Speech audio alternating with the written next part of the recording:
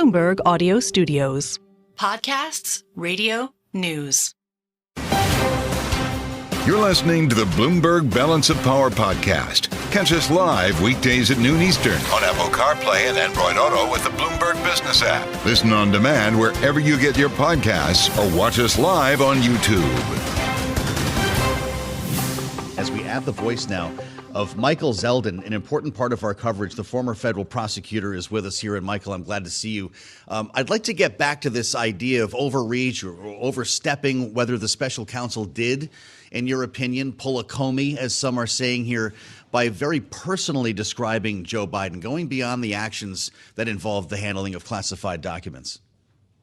I think so. Remember, I was an independent counsel. I investigated George Herbert Walker Bush, and we submitted a report as well. And we were very careful to just give facts. We weren't trying to put our minds in those of the jury and say, well, if we were to go to trial, some might think that, some might. That was not part of our purview. Ours was, what was the evidence? And on that evidence, what was the basis of our decision to charge or not charge? And I think that Herr could have done that much more clinically than he did. I think that he was trying to explain to Merrick Garland why, in the face of evidence of willful retention and dissemination, he was not going to recommend charging. And so he said, look, here's why I'm not recommending charging. So he's trying to do the right thing. But I think that he just overstepped his bounds of reporting when he talks about age in a political context, when he has to know, because he comes out of the Trump White House, when he has to know that age is the biggest issue, the biggest hurdle that Biden faces. So to stick that in there, I thought was just unfortunate, even if his intention was not political. Interesting. You would know the answer to this. When the special counsel, or as you described yourself, independent counsel, comes out with this report, is there not an editing opportunity here for the attorney general? For instance, in this case, would Merrick Garland be able to say, hey, you might need to walk this back, this personal stuff here? Or is that the purpose of a special or independent counsel where the attorney general has no hands on the final product? It's a great question. Under the regulations, the special counsel submits the report in confidence to the AG, and then the AG decides what to do with it. Now, what did we see in the Mueller investigation? Mueller submitted his report to Barr. Barr gave a summary of it, which was a bit misleading. Mueller was very upset, and then they ultimately released the final report. Garland, to overcome that problem, has said, look, what you give me is what's going to go out unless there's a factual error. You said 2 + 2 = 5. We'll make you say it equals 4. But otherwise, we're sending this out. I don't want to have any appearance like Barr did of putting my finger on the scale. And so that's what happened here. And I think that if we're a normal case, this report may not have seen the light of day in its current form. Well, could we then accuse the attorney general of being too careful? Well, some are already doing that. People, if you read the internet, are accusing him of exactly that, of slow walking the January 6th investigation and picking her, a political Republican by background, a capable attorney by all measures. But why is it they say that when a Democrat is being investigated, we get these Republican investigators, and when a Republican is investigated, we get a Republican investigator? Why is it that way? And so he's going to get criticized. He's going to get criticized. But I do think when you get down to the bottom of this, Herr's intentions may have been honorable, but I think his choice of language was unfortunate, and particularly unfortunate in the context of a political campaign. Let's get to the language involved and the findings that involved classified documents themselves. Totally irresponsible. I lifted first and foremost off this report, but also willful retention. Doesn't that suggest that Joe Biden is guilty of the very same thing that they're charging Donald Trump with? I know there's a separate obstruction layer for Donald Trump here because of moving documents and evading that retrieval process. But if willful retention is taken at face value, that means Joe Biden knew he was doing something wrong, along with the sharing of classified information, no?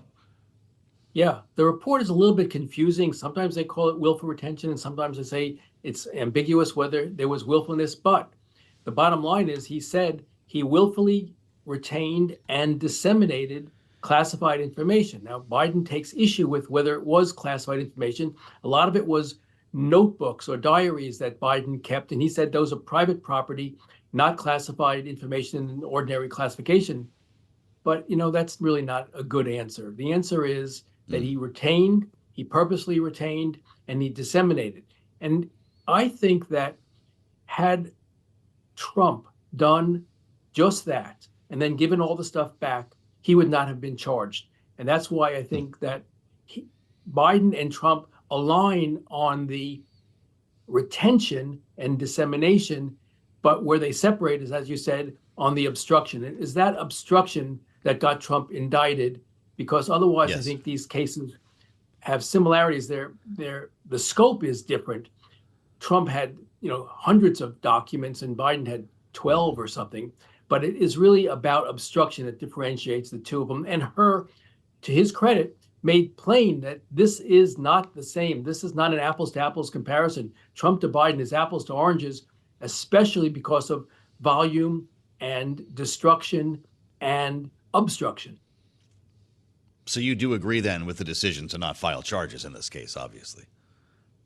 I do, but in some sense, in some strange way, Biden might have been better off getting charged than not getting charged. At least he would have a forum to say, I'm not infirm, I have my mental acuity. But I think to the last conversation you had, he's got to be out on the campaign trail. He has to be talking every day to overcome this notion that he's too old and too infirm. He's got to be like Harry Truman in 1948. He's got to be on a whistle stop every day out there so people can see his mental acuity. Otherwise, I don't think he overcomes this. And start doing push-ups in the Rose Garden first thing in the morning. Michael Zeldin, I have to ask you about what's happening around Donald Trump as well, because yesterday was supposed to be the day we reported on oral arguments before the Supreme Court in this 14th Amendment case. This has to do with ballot access, of course, separate from the presidential immunity ruling that may well get to the Supreme Court. That's something that we can talk about separately. But when it comes to this idea of barring Donald Trump from the ballot for, quote unquote, engaging in insurrection, as we fumble around the definitions of these words that we're using, what's the difference in the eyes of the law between a riot and an insurrection, Michael? Well, an insurrection is organized and a riot is spontaneous. I think the language of the 14th Amendment, Section 3 says engage in an insurrection against the Constitution. It doesn't say engage in armed warfare against the government. And theoretically, an insurrection against the Constitution is trying to prevent the orderly transfer of power. I mean, the bedrock principle of our Constitution is the orderly transfer of power. And the whole faked electors scheme and all that stuff, I think, is easily seen as an attempt to disrupt the Constitution. Doesn't have to be violence. It can be just the fake electors scheme. But we didn't get there in the court yesterday, and the court seems that it's going to rule that you need congressional action to give effect to this section. It's not self-executing. And they're never going to get to the question of whether this was an insurrection or a riot, or whether it has to be violence, or whether it could be just an attempt to violate the constitutional transfer of powers rules. Yeah. I always learn something when we talk to Michael Zeldin, former federal prosecutor. He's been there as a special counsel as well. Michael, it's great to see you.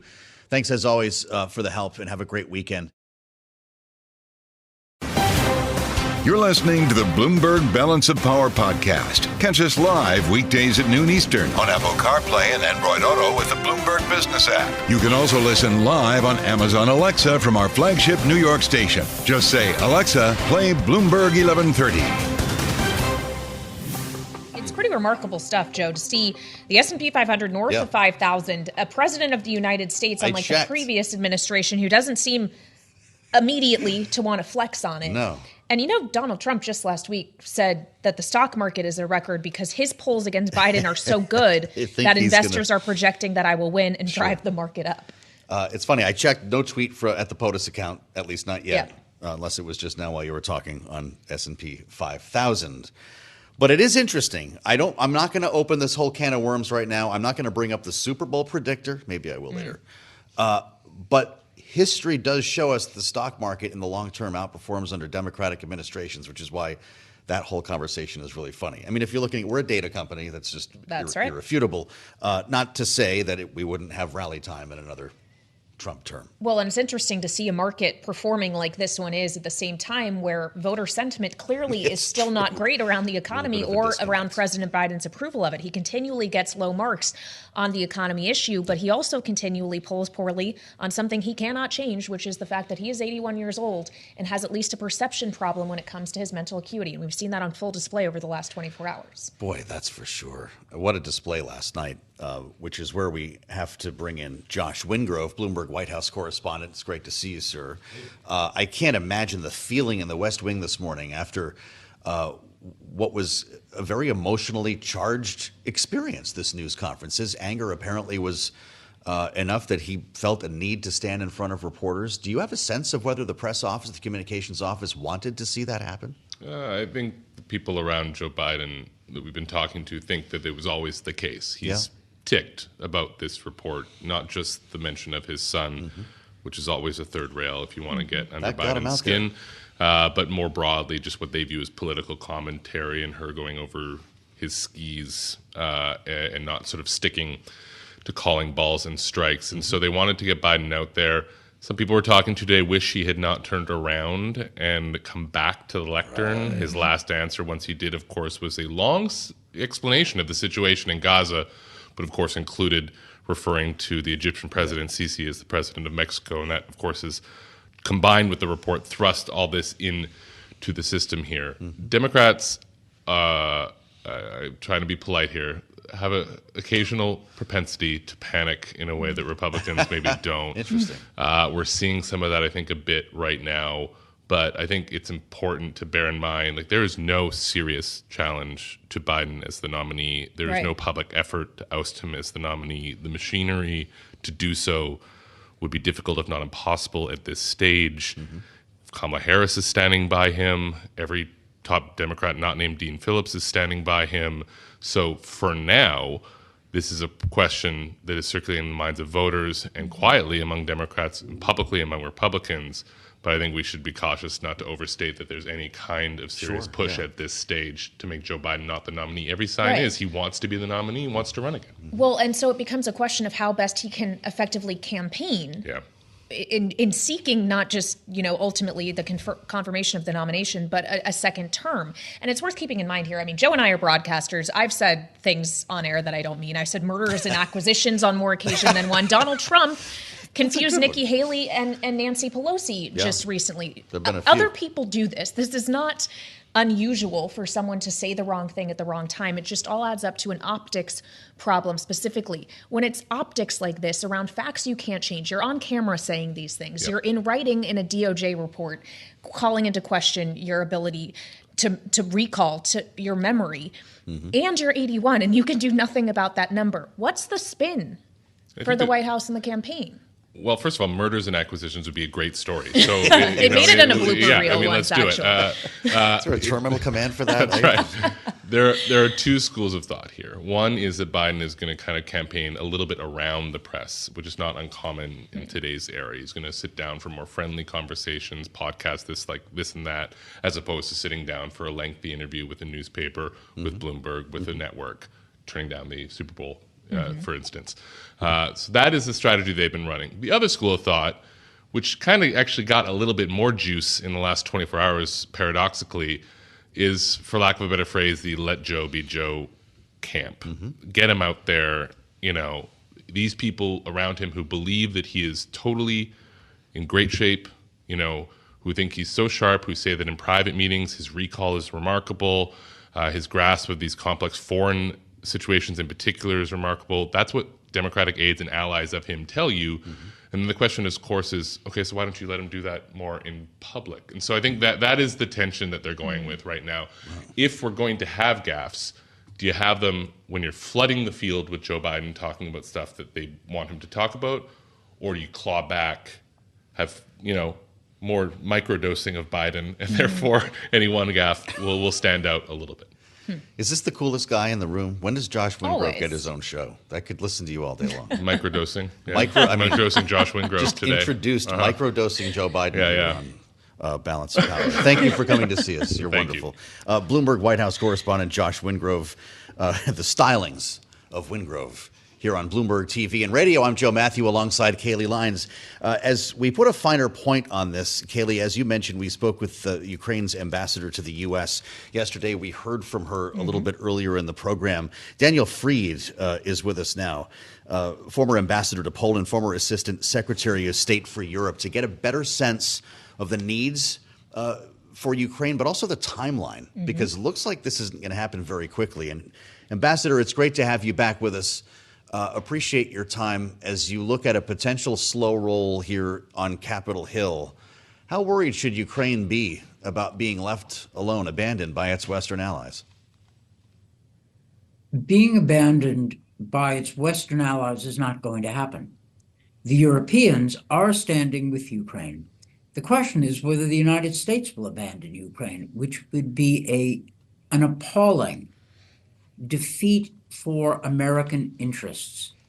Not since the years before World War II will the U.S. have failed to support security and freedom in Europe, as is apparently what some in Congress want. But yesterday's vote was a piece of good news. That's 67 senators in support of assistance to Ukraine. That's something to work with.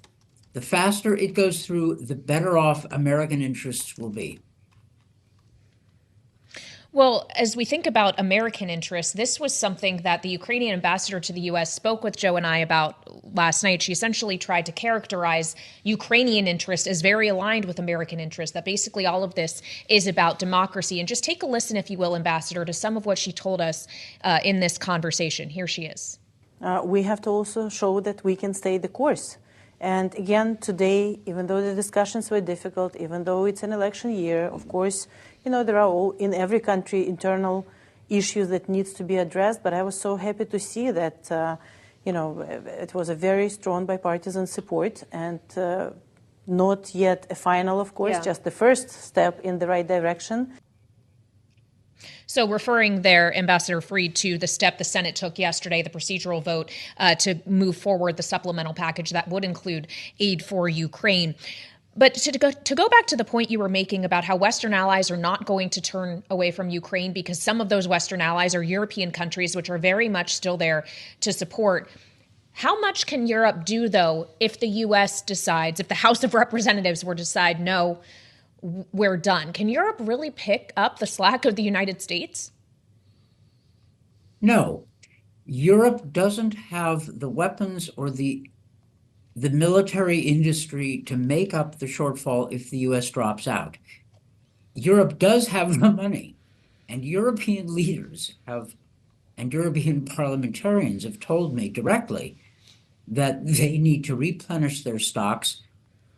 And are willing to pay for it.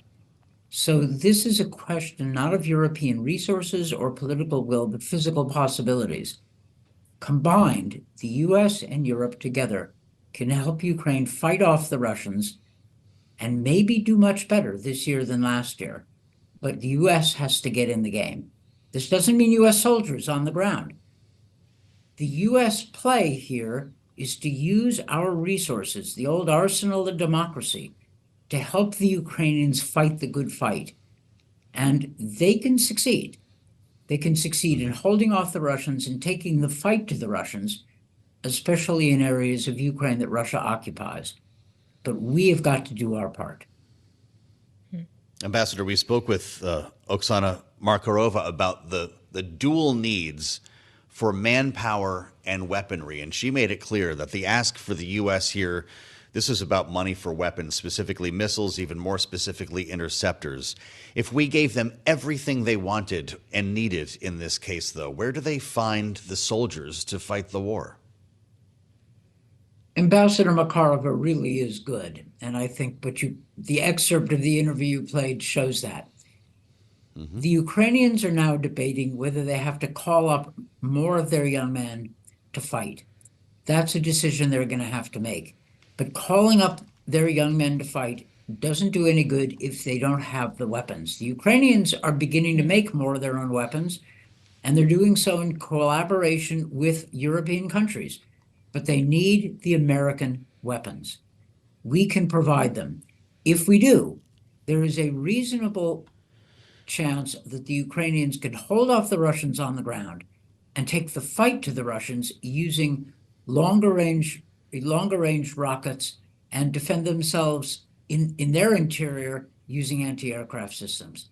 There is a reasonable theory of relative Ukrainian success that's available. It's not a long shot. It's a realistic shot, but we have to get off the dime and do what's needed. And by the way, this is not a case of the U.S. supporting a country that doesn't want to fight to save itself.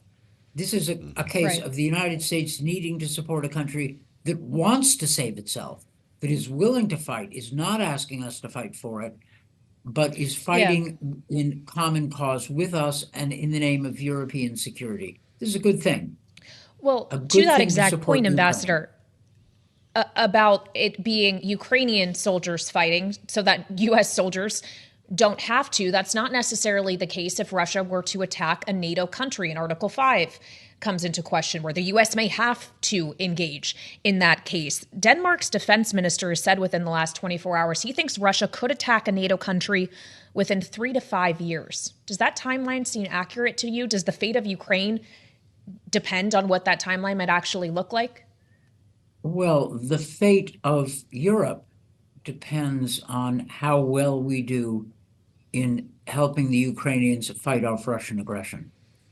If Putin thinks he can succeed, he might well consider an attack on one of the U.S. allies in the Baltics to seize some territory and to help take down NATO. Putin is playing a very serious game. We can defeat it. This is not inevitable. But if you listen to the Tucker Carlson interview with Putin, and I've listened to it all, it is Putin in his triumphalist mood. He thinks he's winning. He thinks history is on his side. And it is clear, if you know how to read it, that he will not stop with Ukraine. This is something the Biden administration has pointed out and something many NATO countries have pointed out.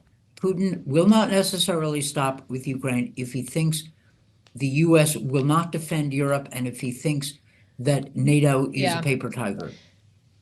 All right, and we will leave it on that note. Thank you so much for joining us today, Daniel Fried, the former ambassador to Poland. We appreciate your time. This is Bloomberg TV and Radio. You're listening to the Bloomberg Balance of Power podcast. Catch us live weekdays at noon Eastern on Apple CarPlay and Android Auto with the Bloomberg Business app. Listen on demand wherever you get your podcasts or watch us live on YouTube. I'm well-meaning, and I'm an elderly man, and I know what the hell I'm doing. That was Joe Biden who said that, not me. Last evening, in an emotionally charged news conference, keying off the phrase, Kailey Leinz, in the special counsel's own report, describing him as a well-meaning elderly man with a poor memory. He checked that last part. Yes, he did. And of course, that wasn't the only line that referenced his memory in the special counsel's report. He talked about how his memory was worse in the interviews with the special counsel and his team than it was when he was speaking with his ghostwriter years before that, saying he couldn't recall important years in which he was vice president, when his son died. And we know that the death of Beau Biden is a very sensitive subject, of course, to the president. And he took specific issue with that last night as well. And so he emerged in a hastily scheduled news conference pretty late for him as well. Some Democrats today, allies of the president, think he should not have done it. Well, and there remains a question, and especially the answering at the very end of questions around the Middle East, in which he mistakenly identified Egyptian President al-Sisi as the president of Mexico, another gaffe that is really being clung to this morning as these questions around his memory are just intensifying, or the perception at least that there is an issue here. And on that note, let's assemble our political panel. Rick Davis is with us. He is Bloomberg politics contributor and, of course, partner at Stone Court Capital. And Lincoln Mitchell with us as well. He's a political analyst and a lecturer at the School of International and Public Affairs at Columbia University. So, Lincoln, just to begin with you, obviously these issues around the perception of Biden's age and mental acuity are not new to just the last 24 hours since this report came out 3 days ago.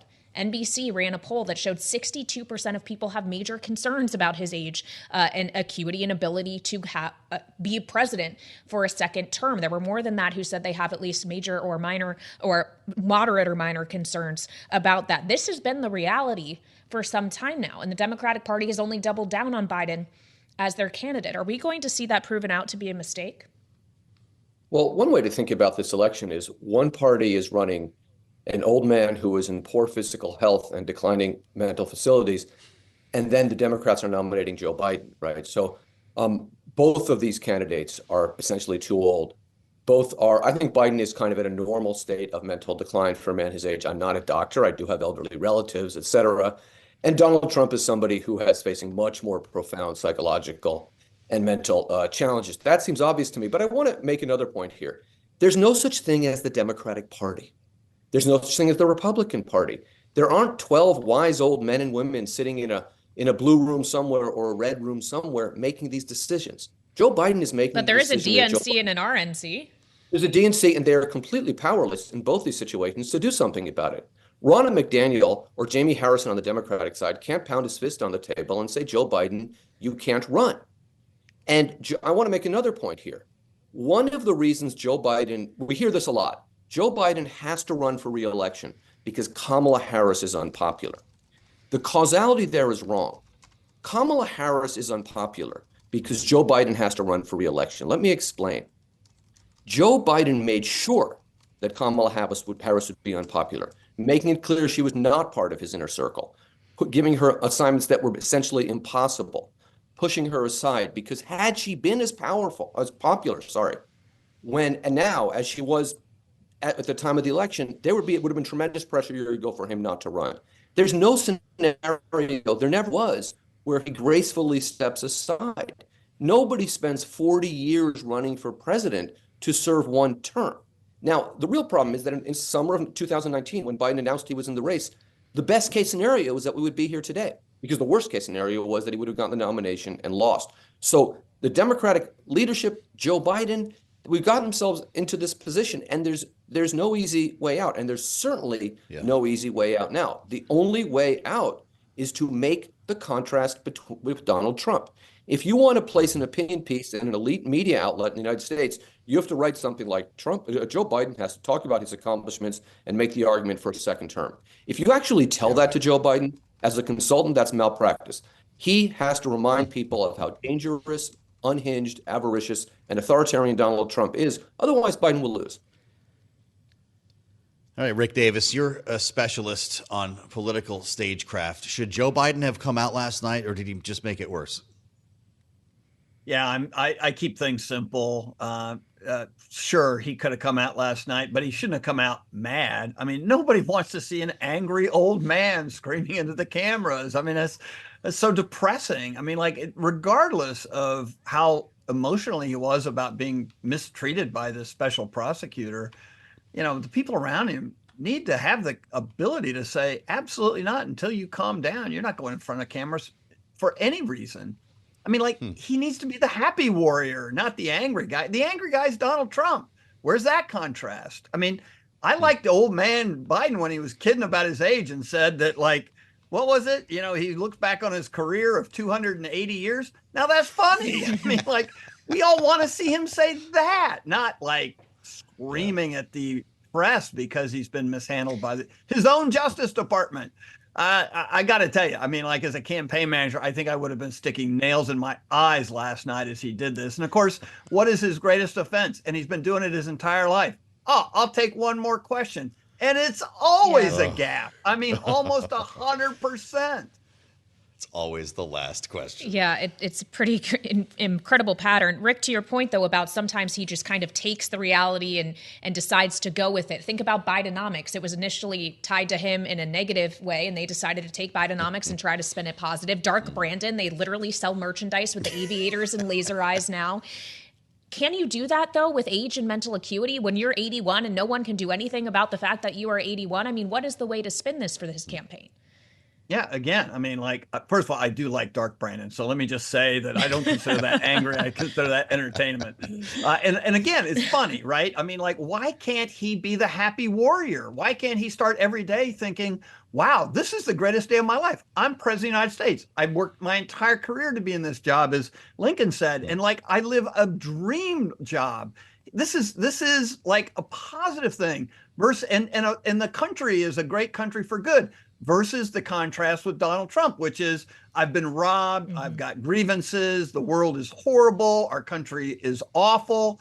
I mean, like, I don't know why that isn't just obvious that in a place where 70% of the country doesn't like either one of them, if one's the nice guy who's trying to do good for everyone and the other is painting this dystopian, future, then who do you think they're going to pick? It's not that hard to figure out. Lincoln, when we look back now, a lot of people blame James Comey for Hillary Clinton losing the election. We've got a much longer amount of time here between this report and when people vote. But if Joe Biden were to lose this election, will her be blamed? Well, maybe some will blame him, but there's no reason to blame her if Biden loses this election. I mean, we are now in February. The election is about 9 months away. There will be some other events in courts, for those of you who haven't been paying attention, between now and the election that will make this seem much less important. If Joe Biden loses this election, my sense is that the main person to blame is Joe Biden. Okay, well, you mentioned events in courts, and there has been at least some buzz about perhaps the reason Nikki Haley is still in the race is because we don't really know whether or not Trump could get convicted of a crime between now and the election, or even now and the convention, what kind of lane of opportunity it may open for someone else to be the Republican nominee. Lincoln, in your mind, is it more likely that Trump won't end up the Republican nominee or that Biden won't end up the Democratic nominee come November? Well, we should note that Nikki Haley, there's a saying in politics, you can't beat somebody with nobody. Nikki Haley proved that wrong because she lost Nevada primary 2-1 to none of the stated candidates, which of course was a Trump surrogate. What you're asking me, I'm a political scientist. I have a PhD in political science. Much to my mother's chagrin, I never went to medical school. But what you're asking me is a medical question, which is which of these candidates is most likely to have a major health crisis between now and the convention? No. And I just don't know. Because barring that, they will be the nominee, each of them in their party. I want to make. So I don't know. I mean, I guess if I had to say, I'd say, I don't know. I guess there's a 1 in 100 chance that Biden steps down and a 1 in 101 chance that Trump doesn't win the primary. One more point. If Trump is not the nominee, Nikki Haley will not be the nominee because in each state that happens, we are seeing slates of Trump electors. And the more of those states that go, those delegates, no, not electors, delegates, will then go to the convention. And if Trump says, for whatever reason, doesn't run, they're going to pick a MAGA candidate, not Nikki Haley. So you'll be looking at Don Jr., Tucker Carlson, some other maybe less unconventional thinking. Nikki Haley, I mean, so I should confess you, we talked a lot about the Super Bowl. I've been a 49er fan since the mid-1970s because I grew up in San Francisco. There is a chance that Kyle Shanahan calls me and said, listen, Brock Purdy's got a sore arm. Can you get to Vegas in time to play quarterback? I'm not planning my life around that. And I think Nikki Haley's presidential chances are about the same. Wow. Kailey, look what you just started. I didn't mean to. Rick and Lincoln, what a great panel. Many thanks to both of you. Rick Davis, Lincoln Mitchell with us here, the panel on Balance of Power on a Friday. It all comes back to the Super Bowl today, doesn't it? Everybody's got it on the brain. I understand that. You're listening to the Bloomberg Balance of Power podcast. Catch us live weekdays at noon Eastern on Apple CarPlay and Android Auto with the Bloomberg Business app. You can also listen live on Amazon Alexa from our flagship New York station. Just say, Alexa, play Bloomberg 1130. With a Super Bowl deadline for senators who are stuck here in Washington to finish their work. As if there was some accountability for what happens here in elected office. I'm Joe Mathieu alongside Kailey Leinz on Bloomberg TV and radio. The Friday edition of Balance of Power. This brings us back, Kailey, to the funding bill for Ukraine, Israel, Taiwan. Whether they can get this cloture vote done before kickoff on Sunday night remains the question. They do well with a deadline. We know that. Yeah. And I'm sure for football fans especially, they're really going to feel that deadline seriously. It's just a question of, this is the United States Senate we're talking about. In order to move things quickly, you need unanimous consent. And Rand Paul at least doesn't seem like he wants to move anything quickly. And I wonder if a 49ers-Chiefs matchup changes his mind when he's from Kentucky. That's a great question. I don't know, but Chuck Schumer says they won't leave until this is done. There's a 2-week recess looming as well, apparently. Very true. They're going to be taking. But we'll see if they get their football game in, because there will be politics had at the Super Bowl as well. Yeah. Las Vegas is not just going to be a place where people are putting money down to bet on the Chiefs or the 49ers. They also could be putting money down to bet on candidates and who they'd like to see win. Kate Ackley, who reports for Bloomberg Government, has a great story out on this. You can get it on the Bloomberg terminal and online as well. Kate, just how many political fundraisers are going to be happening in Las Vegas ahead of the Super Bowl? Well, I don't know if I have a full exact number, and we know that some of the senators may be having to cancel or reschedule theirs. But there are several on the books. Yeah, there are several on the books. We know about a few of them for sure.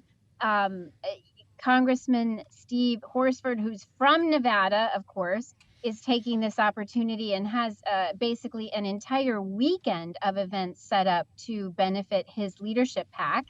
And then he is the chair of the Congressional Black Caucus, and the Congressional Black Caucus PAC also has several events happening over this weekend. And then, of course, Californian Eric Swalwell, he's got people he invited. You have to root for the 49ers if you want to go to his fundraiser, because he said, that's who they're rooting for. Got to show up in swag. Money. Yeah.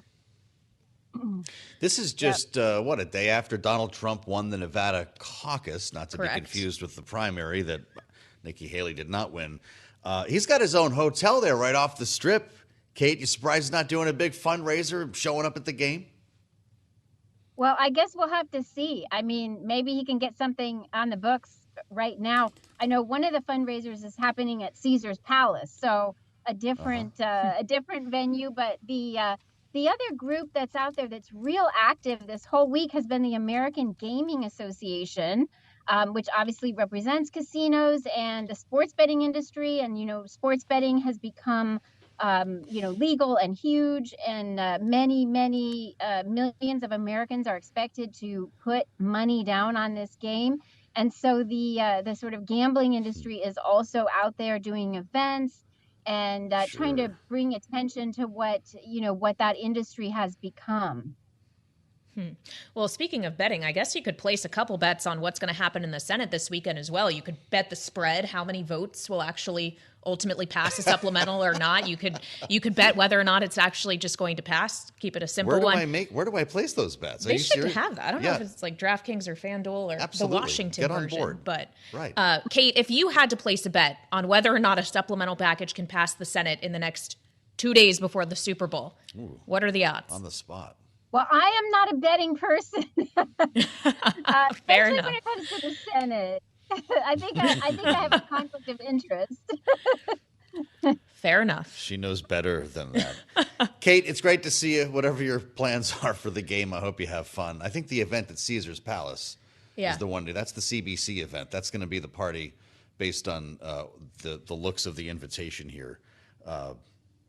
Caesar did not actually live there. Okay, thank you for clarifying that little bit of information. But when we talk about the Super Bowl, this is Bloomberg. We talk a lot about money. We've talked a lot about how expensive it is to run ads, like a 30-second ad, something like $7 million. That's right, yeah. I want to talk about something else with Carol and Tim, though, and this relates to money. Brock Purdy, the starting quarterback of the 49ers, I love you, made $870,000 this season. Patrick Mahomes made $44.5 million. I love that you love sports crazy. as much as you do and know it. It just warms my heart. And I really thought what you were going to talk about, because you were talking about betting on politics and others, how many Taylor Swift related bets there are out there, because there are a lot. I knew you would bring that up. There like are. 89. Beginning with 1989.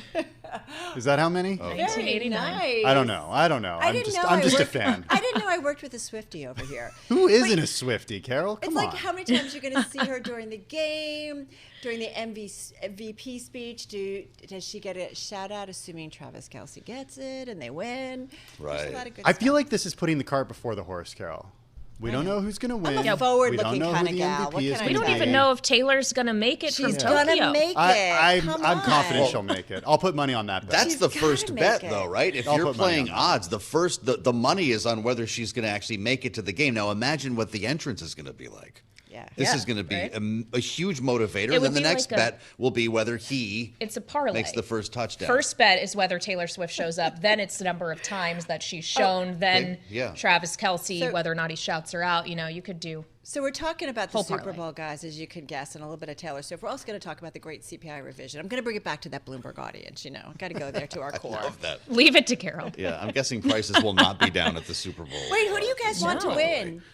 I want Kailey. Who do you want to Oh, my win? gosh.